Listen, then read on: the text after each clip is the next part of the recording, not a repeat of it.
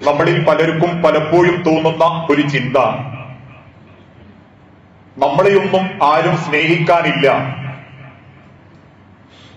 ആർക്കും നമ്മളോടൊന്നും വലിയ താല്പര്യമില്ല എന്ന ഒരു ചിന്തയും നിരാശയും നമ്മളിൽ പലർക്കും ചിലപ്പോ ഉണ്ടാവാറുണ്ട്. ഈ ലോകത്തൊരു മനുഷ്യനോട് സ്നേഹം കാണിക്കുന്നവരിൽ ഏറ്റവും വലിയ പ്രധാനി ആര് എന്ന ചോദ്യത്തിന്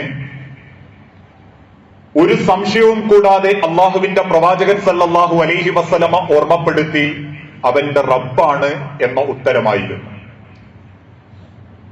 നമ്മളെയൊക്കെ ആര് സ്നേഹിച്ചിട്ടില്ലെങ്കിലും, ആർക്കൊക്കെ നമ്മളെ വേണ്ടെങ്കിലും, ഓരോ സെക്കൻഡും അള്ളാഹു നമ്മളെ സ്നേഹിക്കുന്നത് കൊണ്ടും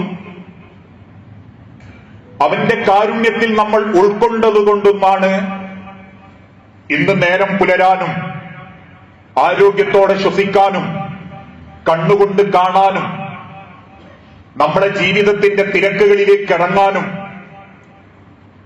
അന്വർത്ഥമാക്കപ്പെട്ട അല്ലെങ്കിൽ പ്രയാസപ്പെടുത്തുന്ന ചില വാർത്തകൾ കേൾക്കാതിരിക്കാനും ഇതൊക്കെ നമ്മളെ കാരണക്കാരനാക്കുന്നത് നമ്മളെ റബ്ബ് നമ്മളെ സ്നേഹിക്കുന്നത് കൊണ്ട് തന്നെയാണ്.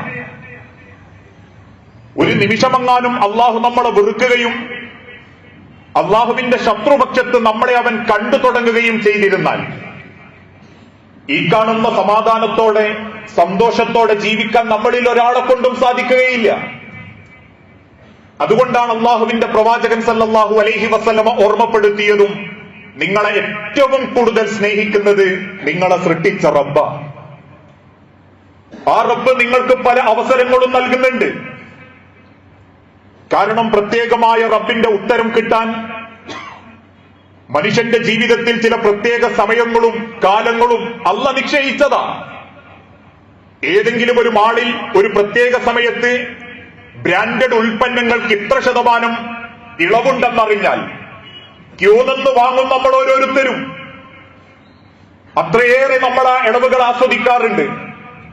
അതേ റബ്ബ് പറയുന്നു, അല്ലാഹ് ചില പ്രത്യേക സമയങ്ങളും ചില പ്രത്യേക ദിവസങ്ങളും നിങ്ങൾക്ക് നിശ്ചയിച്ച് തന്നിട്ടുണ്ട്. നിങ്ങളൊരു മാസം അല്ലെങ്കിൽ 2 മാസം എന്തൊക്കെയോ ചെയ്തു പോയി എങ്കിൽ ഈ ഒരു രാവിൽ അല്ലെങ്കിൽ ഈ ഒരു സമയം നിങ്ങൾ അള്ളാന്റെ അടുത്തേക്ക് മടങ്ങിയാൽ, ആ സമയം നിങ്ങൾ റബ്ബിന്റെ നേരെ കൈനീട്ടിയാൽ, നിങ്ങളൊരു കൊല്ലം ചെയ്ത തെറ്റുവരെ അള്ളാഹു നിങ്ങൾക്ക് പുറത്തു തരും. ആലോചിച്ചു നോക്കൂ, അതിനേക്കാളും വലിയൊരു ഓഫർ ലോകത്തൊരാളും മറ്റൊരാൾക്ക് കാണിച്ചു കൊടുത്തിട്ടില്ല. പരിശുദ്ധ റമദാൻ മനുഷ്യന്റെ ജീവിതത്തിൽ അക്കാലം വരെ അവൻ ചെയ്ത മുഴുവൻ പാപങ്ങളും അല്ലാഹ് പൊറുക്കും. നിങ്ങൾ റമദാനിൽ ആ പരിശുദ്ധമാക്കപ്പെട്ട നോമ്പനുഷ്ഠിച്ചാൽ, നിങ്ങൾ അള്ളാന്റെ നേരെ കൈനീട്ടുന്നത് രാത്രിയുടെ അവസാനത്തിലാണെങ്കിൽ, ലൈലത്തുൽ അഥവാ തഹജ്ജുദിന്റെ സമയത്താണെങ്കിൽ, ചുറ്റുഭാഗത്തുള്ളവരെല്ലാം മയങ്ങിക്കിടക്കുമ്പം നിങ്ങൾ അള്ളാഹുവിന്റെ മുൻപിൽ എഴുന്നേറ്റ് 2 കരങ്ങളും റബ്ബിന്റെ നേരെ നീട്ടിയാൽ അല്ലാഹ് 7ാം ആകാശത്തു നിന്ന് 1ാം ആകാശത്തെ ഇറങ്ങി വരികയും നിങ്ങളെ പ്രാർത്ഥനകൾക്ക് അല്ലാഹ് എളുപ്പത്തിൽ ഉത്തരം നൽകുകയും ചെയ്യും. റമദാനിന്റെ അവസാനത്തെ 10 രാവുകൾ 1000 മാസങ്ങളെക്കാൾ ഒരു ആയുസ് കൊണ്ട് നിങ്ങൾ ചെയ്താൽ കിട്ടാത്തതിനേക്കാൾ അപ്പുറം അല്ലാഹ് നിങ്ങൾക്ക് നിശ്ചയിച്ചു തന്നിട്ടുണ്ട്. ഇങ്ങനെ നമ്മെ സ്നേഹിക്കുന്ന റബ്ബ് നമുക്ക് ചില പ്രത്യേക സമയങ്ങളും കാലങ്ങളും നിശ്ചയിച്ചു തന്നിട്ടുണ്ട്. ആ നിശ്ചയിക്കപ്പെട്ട പവിത്രമാക്കപ്പെട്ട സുദിനമാണ് ഇന്നു മുതൽ നമ്മൾ പ്രവേശിച്ചിട്ടുള്ള ദുൽഹജ്ജ് മാസത്തിലെ ആദ്യത്തെ 10 ദിവസങ്ങൾ. ആ 10 ദിവസത്തെ പറ്റി വിശുദ്ധ ഖുർആനിലൂടെ തന്നെ റബ്ബ് പറഞ്ഞു, വൽ ഫജ്ർ, പ്രഭാതം പുലരി തന്നെയാണ് സത്യം, വലയാലിൽ അശ്ർ, 10 ദിനരാത്രങ്ങൾ തന്നെയാണ് സത്യം. മഹാനായ ഇബ്നു കസീർ റഹ്മത്തുള്ളാഹി അലൈഹി അദ്ദേഹത്തിന്റെ തഫ്സീറിൽ രേഖപ്പെടുത്തി, ഏതാണ് ഈ 10 ദിവസം? വഹിയ ദുൽഹിജ്ജ, അത് ദുൽഹിജ്ജ മാസത്തിലെ ആദ്യത്തെ 10 ദിവസങ്ങളാണ്. വിശുദ്ധ ഖുർആനിന്റെ മറ്റൊരു ഭാഗത്ത് റബ്ബ് വീണ്ടും ഓർമ്മപ്പെടുത്തി, വയദ്കുറു സ്മല്ലാഹി ഫീ അയ്യാമിൻ മഅലൂമാത്ത്, അല്ലാഹുവിന്റെ ഏറ്റവും പ്രിയപ്പെട്ട അടിമകൾ അല്ലാഹ് നിശ്ചയിച്ചു കൊടുത്ത നിർണിതമായ ദിവസങ്ങളിൽ അല്ലാഹുവിനെ കൂടുതൽ ഓർക്കുന്നവരായിരിക്കും, കൂടുതൽ റബ്ബിലേക്ക് അടുക്കാൻ വേണ്ടി മത്സരിക്കുന്നവരായിരിക്കും. സഹാബാക്കൾ ചോദിച്ചു, റസൂലേ, അതോടൊപ്പം തന്നെ പിൻകാലഘട്ടത്തിലുള്ള ജനതയും ചോദിച്ചു, ഏതാണ് ആ 10 ദിവസം, നിർണയിക്കപ്പെട്ട ദിവസം? മഹാനായ ഇബ്നു അബ്ബാസ് റഹ്മത്തുള്ളാഹി അലൈഹി ഓർമ്മപ്പെടുത്തി, വഹിയ ദുൽഹിജ്ജ, അത് ദുൽഹിജ്ജ മാസത്തിലെ ആദ്യത്തെ 10 ദിനരാത്രങ്ങളാണ്. നമ്മളിൽ പലരും ആ വിഷയത്തെ തൊട്ടറിഞ്ഞിട്ടില്ല. ഇന്ന് 1-ാമത്തെ ദിവസത്തിലേക്ക് നമ്മൾ പ്രവേശിച്ചു. എത്ര ആളുകൾ മനസ്സുകൊണ്ട് നിയ്യത്ത് വെച്ച് ഇന്ന് നേരം വെളുത്തതിനു ശേഷം സൂറത്തുൽ കഹ്ഫ് ഓതാൻ പറ്റി? എത്ര ആളുകൾക്ക് ഒരു 10 പേജെങ്കിലും ഓതി തീർക്കാൻ പറ്റി? എത്ര ആളുകൾക്ക് അത്തരത്തിലുള്ള ഒരു ചിന്തയെങ്കിലും വന്നു? പെരുന്നാൾ ആഘോഷിക്കാൻ വേണ്ടി വെപ്രാളപ്പെട്ട് ഓടുന്നതിനിടയിൽ അള്ളാഹ് നിശ്ചയിച്ച പുണ്യത്തിന്റെ നിമിഷങ്ങൾ ഓരോന്നും കഴിഞ്ഞുപോയിക്കൊണ്ടിരിക്കുകയാണ്. ആ ദിവസത്തിന്റെ പ്രാധാന്യത്തെപ്പറ്റി വിശദീകരിച്ചപ്പം മഹാനായ ഇബ്നു അബ്ബാസ് റളിയല്ലാഹു അൻഹു നബി സല്ലല്ലാഹു അലൈഹി വസല്ലമയോട് ചോദിച്ചു, അള്ളാന്റെ തിരുദൂതരെ, ഈ 10 ദിവസത്തിന്റെ പ്രത്യേകതയും അതിന്റെ ശ്രേഷ്ഠതയും എത്രത്തോളമുണ്ട്?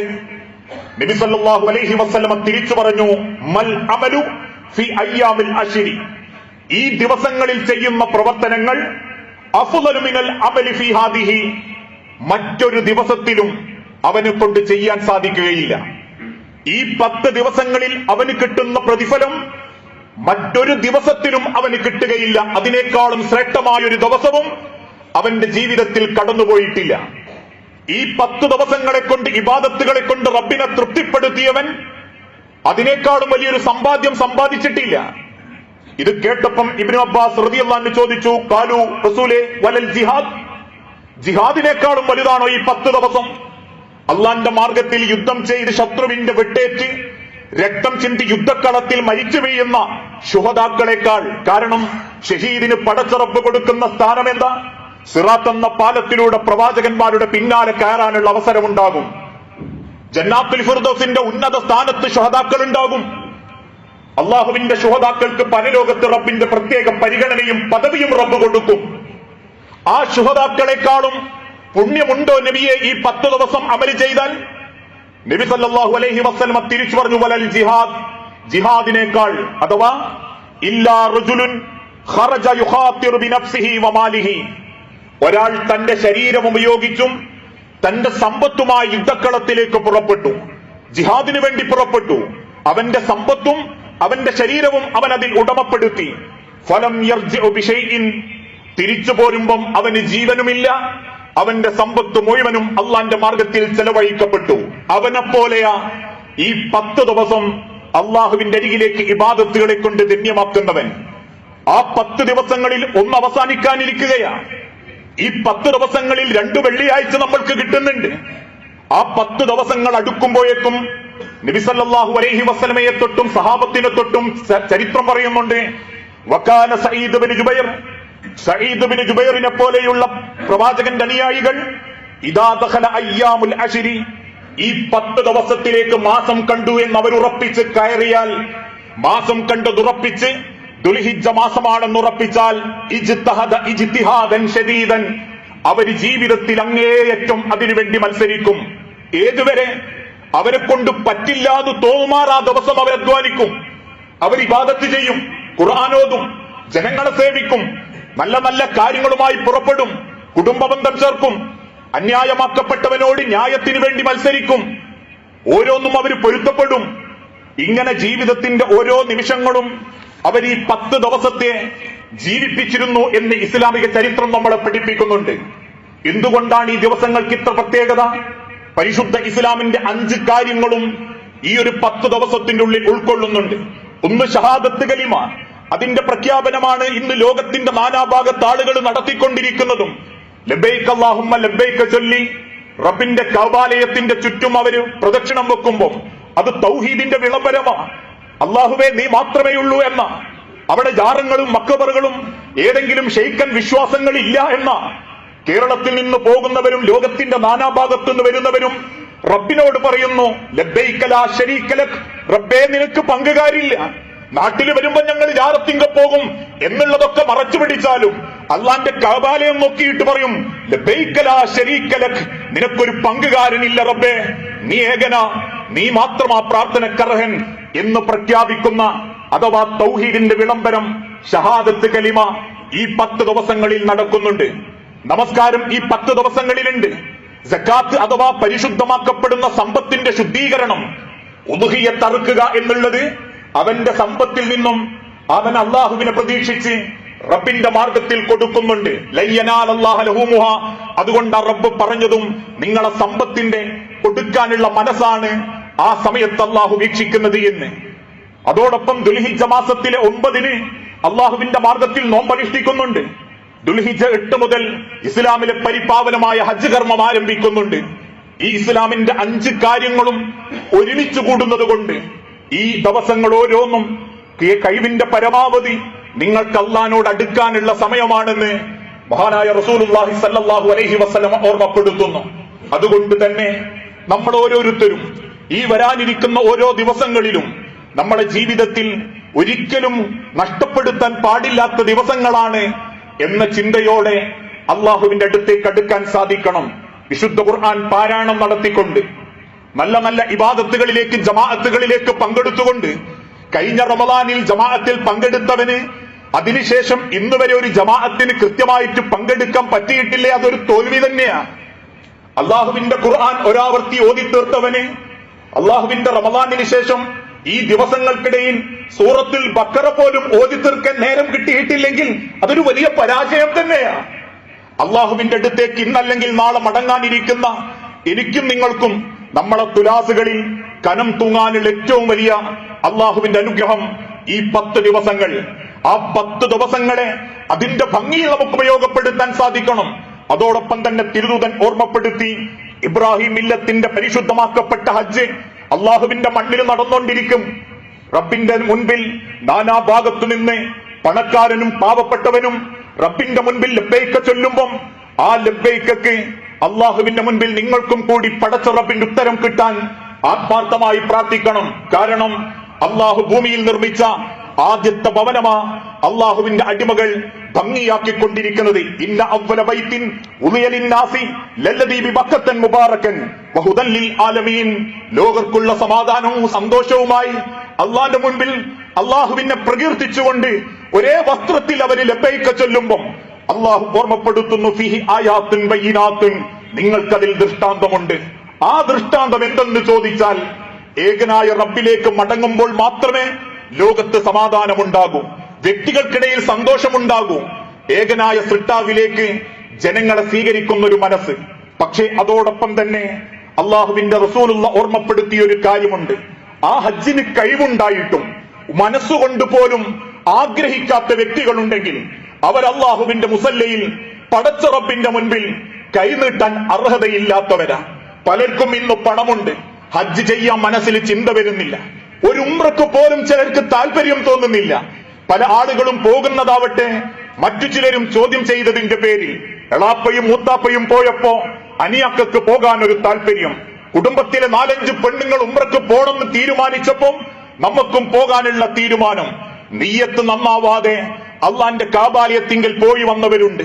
അതുകൊണ്ട് ഒരു ഹാജിമാരുടെയും ഉംറക്കാരുടെയും ഗുണം ഒരു കുടുംബത്തിലും നാട്ടിലും നടക്കാത്തതും.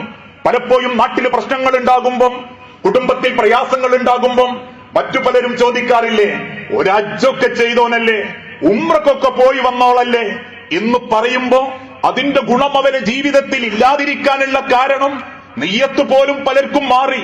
അതുകൊണ്ട് ഉംറ ടൂർ ആൻഡ് പാക്കേജായി മാറിയത്. കേരളീയ ഭക്ഷണം വേണം, ഒരു നേരം കിട്ടിയിട്ടില്ലേ അസ്വസ്ഥരാകും, നടക്കാൻ കുറെയുണ്ടെങ്കിൽ ദേഷ്യപ്പെടും, അമീറന്മാരോട് കയർക്കും, അല്ലെങ്കിൽ ചെറിയ ത്യാഗം സഹിക്കാൻ പോലും നമ്മളെ കൊണ്ട് പറ്റാത്തത്ര നമ്മളതൊരു ടൂറാക്കി മാറ്റിയപ്പം ഹജ്ജ് എന്ത് ഉംറ എന്ത് എന്നുള്ളത് പോലും അതിന്റെ ഗുണം ഒരാളെ കൊണ്ട് സംഭവിക്കുന്നില്ല. ഹാജിമാര് മടങ്ങി വരുന്നതും ഉംറക്കാര് തിരിച്ചു പോരുന്നതും ഒരുമ്മ പ്രസവിച്ച കുട്ടിയെപ്പോലെയാണെന്ന് പഠിച്ചിട്ടും തിരിച്ചിറങ്ങുന്ന ഫ്ലൈറ്റിൽ കാലുവെക്കുമ്പോ പോലും കയറി ചെല്ലാൻ മടിക്കുന്ന കുടുംബക്കാരനും വീട്ടുകാരനും നമ്മളെ കൂട്ടത്തിലുണ്ടെങ്കിൽ, നമ്മളെ മനസ്സിൽ അകലമുണ്ടെങ്കിൽ അള്ളാഹ് ചോദിക്കുന്ന ഒരു ചോദ്യമുണ്ട്. അള്ളാന്റെ ഇബാദത്ത് പോലും നിങ്ങളൊരു അഭിനയമാക്കി മാറ്റിക്കളഞ്ഞല്ലോ എന്ന റബ്ബിന്റെ പരലോകത്തെ ചോദ്യം. ആ ചരിത്രത്തിൽ നിന്ന് പണ്ഡിതന്മാർ ഓർമ്മപ്പെടുത്തിയതും അള്ളാന്റെ കഅബയൊന്ന് കാണണം എന്നൊക്കെ മനസ്സിലൊരു ചിന്തയെങ്കിലുള്ളവനെ അള്ളാന്റെ ആ മണ്ണിലെത്താൻ പറ്റൂ. അതൊരു വല്ലാത്ത ചിന്തയാ. പടച്ചോന്റെ കഅബയൊന്ന് കാണണം, അറിയണം മനുഷ്യരെ ആ കഅബയുടെ പുണ്യം. അള്ളാന്റെ വിശുദ്ധ ഖുർആനിലും പടച്ച റബ്ബിന്റെ പ്രവാചകനും പാദം പതിഞ്ഞ ആ മണ്ണ് കാണുമ്പോഴേക്കും നമ്മളെ നെഞ്ചൊന്ന് പിടയും. കഅബയുടെ കില്ലയും കഅബയുടെ മൂടുപടങ്ങളും കഅബയെന്ന മഹാസാഗരവും ഒന്ന് കാണാനുള്ള മനസ്സുപോലും നമ്മുടെ മനസ്സിൽ വരുന്നില്ലെങ്കിൽ എന്തോ പറ്റിയിട്ടുണ്ട് നമ്മുടെ ഹൃദയത്തിന്. ആ മനസ്സിൽ എന്തൊക്കെയോ ചില ദുനിയാവിനോടുള്ള അടങ്ങാത്ത ഭ്രമങ്ങൾ ഉണ്ടാകും. അവിടെയാ ഇസ്ലാം പഠിപ്പിച്ചതും ആ പരിശുദ്ധമാക്കപ്പെട്ട മണ്ണിലെത്താൻ നിങ്ങൾ അല്ലാഹുവോട് കാവല് തേടണം. ഒരുപാട് കഴിവുണ്ടായിട്ടും ആ മണ്ണിലെത്താതെ മണ്ണിന്റെ അടിയിലേക്ക് മടങ്ങിയവരുണ്ട്. ഒരുപാട് ആഗ്രഹങ്ങൾ വെച്ചിട്ടും ആ മണ്ണിലെത്താൻ പറ്റവരുണ്ട്. അറിയണോ, കൊണ്ടുപോകുന്ന ഒരു യാത്രക്കിടയിൽ ഫ്ലൈറ്റിൽ നിന്ന് വേദന തുടങ്ങിയ ഒരു മനുഷ്യനെ തിരിച്ച് ആ ഫ്ലൈറ്റിലേക്ക് തന്നെ 10 ദിവസം ഹോസ്പിറ്റലിൽ കിടത്തി കൊണ്ടുപോരേണ്ട അവസ്ഥയുണ്ടായിട്ടുണ്ട്. ആ മനുഷ്യന്റെ കണ്ണിലുള്ള കണ്ണുനീരിന് പകരം ചോര കണ്ടപ്പോഴും ആഗ്രഹിച്ചു പോയിട്ടുണ്ട്. ആരോഗ്യമുള്ളപ്പോ, കഴിവുള്ളപ്പോ, സാധിക്കുന്ന സമയത്തെങ്കിലും ഒന്ന് മനസ്സുകൊണ്ട് നിയ്യത്ത് വെക്കണം. എങ്കിലേ നമുക്കത് നടന്നു തീർക്കാൻ പറ്റൂ, എങ്കിലേ നമുക്കത് ആസ്വദിച്ച് ചെയ്യാൻ പറ്റൂ.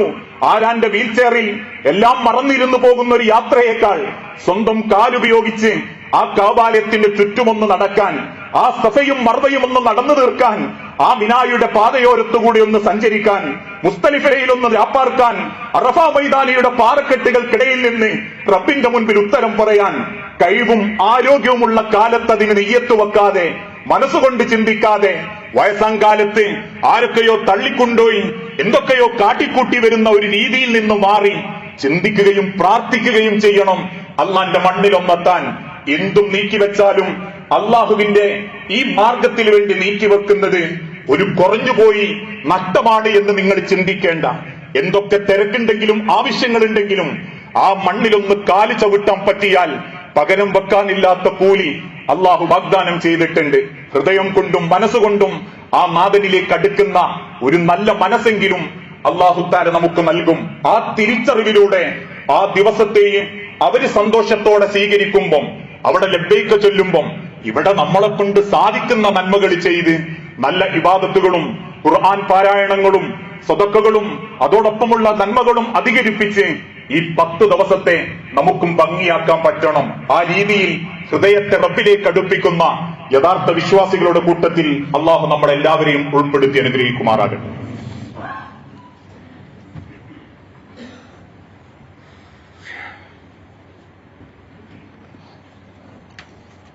അൽഹംദുലില്ലാഹ് വസ്സലാത്തു വസ്സലാമു അലാ റസൂലിൽ അമീൻ വഅലാ ആലിഹി വഅസ്ഹാബിഹി അജ്മഈൻ. അമ്മാ ബഅദ്. യാ അയ്യുഹന്നാസ് ഉസീകും സാനിയം ബിതഖ്വല്ലാഹ്. ജീവിതത്തിന്റെ ഒരു രംഗത്തും അള്ളാഹുവിനെ മറന്നുപോകരുതേ എന്ന് ഒരിക്കൽ കൂടി എന്നോടെന്ന പോലെ നിങ്ങളിൽ ഓരോരുത്തരോടും വസിയത്ത് ചെയ്യുകയാണ്, ഉപദേശിക്കുകയാണ്.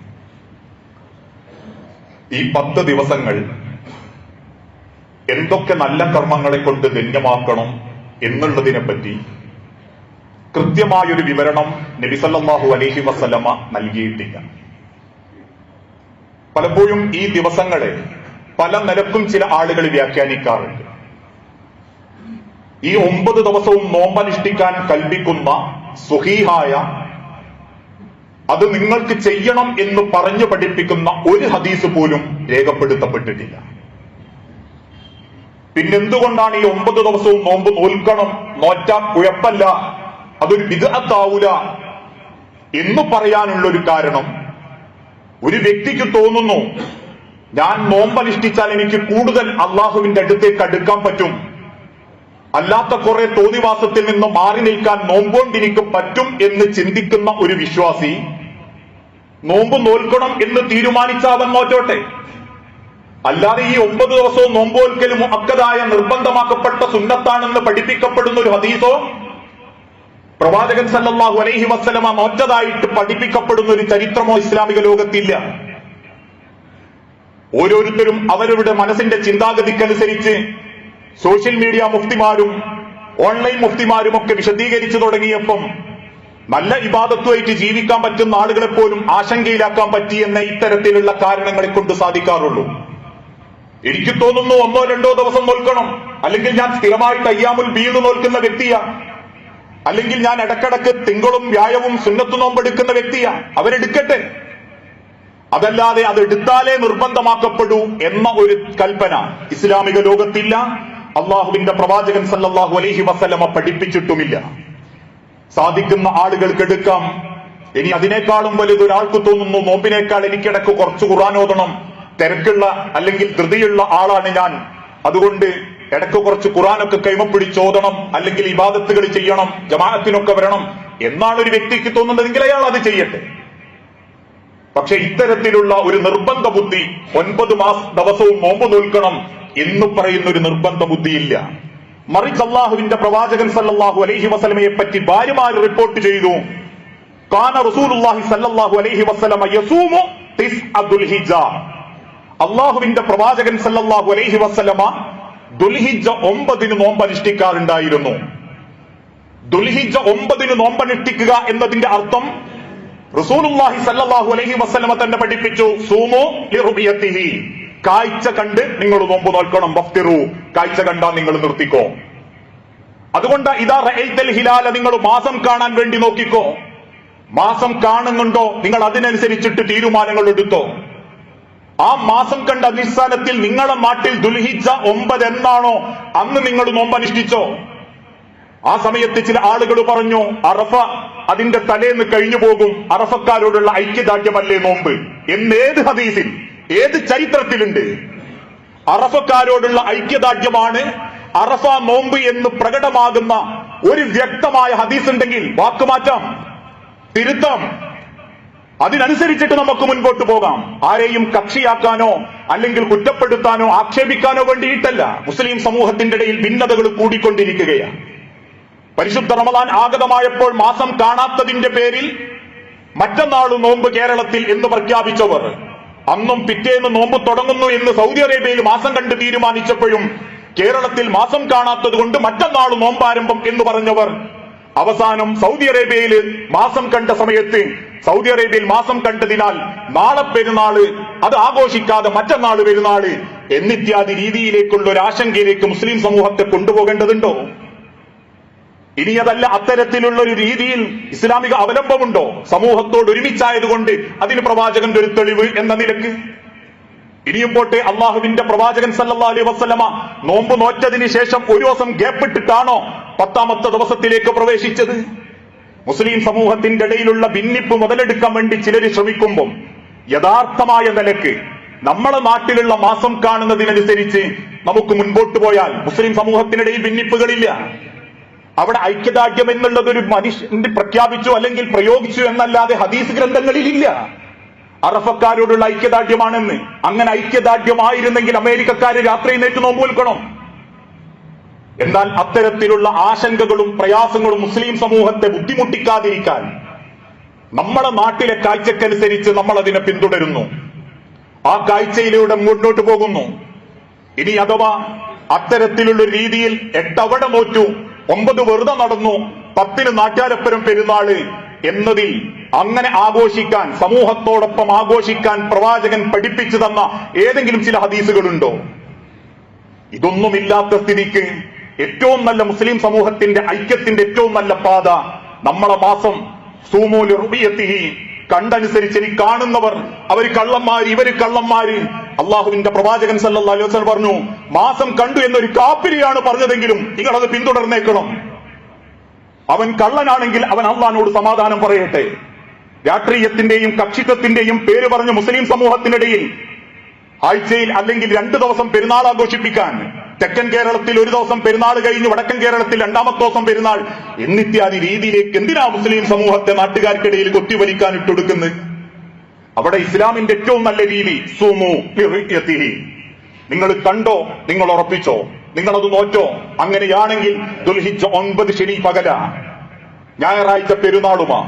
അതിൽ എന്നെ തെറ്റിദ്ധരിപ്പിക്കാൻ ആർക്കെങ്കിലും സാധിച്ചിട്ടുണ്ടെങ്കിൽ ഞാൻ അള്ളാഹ് ഏൽപ്പിച്ചവരെ കാര്യം, എനിക്ക് പാണ്ഡിത്യല്ല, എനിക്ക് അത്തരത്തിലുള്ള വിശ്വാസങ്ങളിൽ അഥവാ പറഞ്ഞു കൊടുക്കാനുള്ള കഴിവില്ലെങ്കിൽ നിങ്ങളെപ്പോലൊരാൾ എന്നുള്ള നിലക്ക് ഞാൻ പറയുന്നു, എന്നെ തെറ്റിദ്ധരിപ്പിക്കാൻ എന്റെ നേതൃത്വത്തിനോ മറ്റുള്ളവർക്കോ സാധിച്ചിട്ടുണ്ടെങ്കിൽ, എന്റെ ആ ഒരു അറിവില്ലായ്മയെ അവർ ചൂഷണം ചെയ്തിട്ടുണ്ടെങ്കിൽ ഞാൻ അള്ളാഹ് തവക്കുൽ ചെയ്യുന്നു. പക്ഷെ ഞാൻ ആഗ്രഹിക്കുന്നത് മുസ്ലിം സമൂഹം ഒരുമിച്ച് നിൽക്കണം. പ്രത്യേകിച്ച് ഇനിയത്തെ കാലഘട്ടത്തിൽ, ഇനി അങ്ങോട്ടുള്ള കാലഘട്ടത്തിൽ ആ തിരിച്ചറിവിന്റെ ഇടയിൽ പോലും ആളുകൾക്കിടയിൽ കക്ഷിത്വമുണ്ടാക്കാൻ വേണ്ടി മത്സരിച്ച് തമ്മിലടുപ്പിക്കുമ്പോ അതൊരു വലിയ തോൽവി തന്നെയാണ്. മുസ്ലിം സമുദായത്തിന്റെ തോൽവിയാണ്, കക്ഷികളെ തോൽവിയല്ല, മാപ്പിള സമൂഹത്തിന്റെ തോൽവി. ആ തിരിച്ചറിവ് ഓരോരുത്തർക്കും ഉണ്ടെങ്കിലേ നാളെ സമാധാനത്തോടെ നമ്മളെ മക്കൾക്കെങ്കിലും ഈ മണ്ണിന്റെ മുകളിൽ ജീവിക്കാൻ പറ്റും.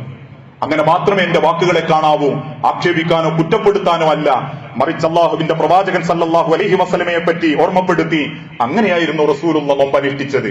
അതോടൊപ്പം തഹ്ലീലും തക്ബീറും നമുക്ക് മുഴക്കി തുടങ്ങാം മാസം കണ്ടത് മുതൽ, അഥവാ നിശ്ചയിക്കപ്പെട്ട ദിവസം മുതൽ. കാന ഇബ്നു ഉമർ വ അബൂ ഹുറൈറ, ഇബ്നു ഉമറിനെ പറ്റിയും അബൂ ഹുറൈറയെ പറ്റിയും സഹാബത്ത് പറയുന്നു, യഖ്റുജാനി ഇല സൂഖി ഫി അയ്യാമിൽ അശ്രി യുകബ്ബിറാനി, അവര് മാസം കണ്ടുറപ്പിച്ചു കഴിഞ്ഞാൽ പിന്നെ അന്ന് തുടങ്ങും തക്ബീർ ചൊല്ലാൻ. അങ്ങാടിയിലായാലും ഓരോ നിമിഷത്തിലും പള്ളിയിലായാലും അവരിങ്ങനെ തക്ബീർ ചൊല്ലിക്കൊണ്ടിരിക്കും. അങ്ങനെ ഉളുഹിയത്ത് ഉദ്ദേശിച്ച് ആരെങ്കിലും ഉണ്ടെങ്കിൽ ഫൽയുംസിക് അദ്ഫാരിഹി വശഅരിഹി, അവനവന്റെ മുടിയും നഖവും വിട്ടേച്ച് കളയട്ടെ, അഥവാ അതിനി അറിവിന് ശേഷം മുറിച്ചാലും വെട്ടിയാലും മതി എന്ന് നബി സല്ലല്ലാഹു അലൈഹി വസല്ലം ഓർമ്മപ്പെടുത്തിയിട്ടുണ്ട്. ഈ കാര്യങ്ങളൊക്കെ ഇസ്ലാം